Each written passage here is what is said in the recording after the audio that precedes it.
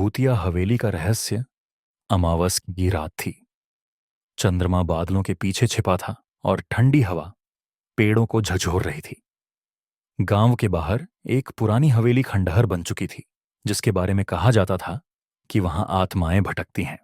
कोई भी उस हवेली के पास जाने की हिम्मत नहीं करता था, लेकिन अर्जुन और उसके दोस्त रवि, साक्षी और मोहित भूतों की कहानियों पर विश्वास नहीं करते थे। अगर तुम लोग सच में हिम्मती हो तो चलो हवेली के अंदर चलकर देखते हैं, अर्जुन ने कहा। रात के ठीक 12 बजे चारों दोस्त टॉर्च लेकर हवेली में घुस गए। अंदर घना अंधेरा था और हवेली की पुरानी दीवारों से अजीब सी सरसराहट की आवाज आ रही थी। अचानक एक पुराना झूला अपने आप हिलने लगा। शायद हवा चल रही होगी, मोहित ने घबराहट छुपाते हुए कहा। लेकिन तभी हवेली की दीवारों पर लगे झरझरित आईने में कुछ अजीब दिखा। एक परछाई जो उनकी ओर देख रही थी। परछाई की आंखें चमक रही थीं और उसके चेहरे पर एक डरावनी मुस्कान थी। यह क्या था?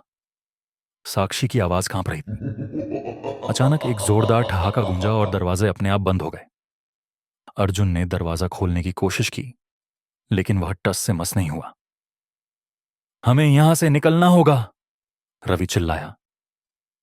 चारों किसी तरह दौड़ते हुए हवेली की सीढ़ियों तक पहुंचे, लेकिन तभी किसी ने अर्जुन का हाथ पकड़ लिया। ठंडी बर्फ जैसी उंगलियां उसकी कलाई पर कस गईं। अर्जुन ने चीखने की कोशिश की, लेकिन उसकी आवाज गले में ही अटक गई। पीछे मुड़ते ही उसने देखा, एक औरत, अधजला चेहरा, उलझे हुए बाल, फटी हुई सफेद साड़ी में उसकी ओर घूर रही थी। उसकी आंखों से खून बह रहा था। तुम लोग यहां क्यों आए? उस औरत की गूंजती हुई आवाज ने हवेली को हिला दिया। अर्जुन ने पूरी ताकत से अपना हाथ छुड़ाया और सीढ़ियों की ओर भागा। चारों किसी तरह बाहर निकले और दरवाजा उनके पीछे जोर से बंद हो गया। जब वे गांव पहुंचे तो बुजुर्गों ने बताया, वो हवेली शापित है। 100 साल पहले वहां एक नवविवाहित औरत को जिंदा जला दिया गया था।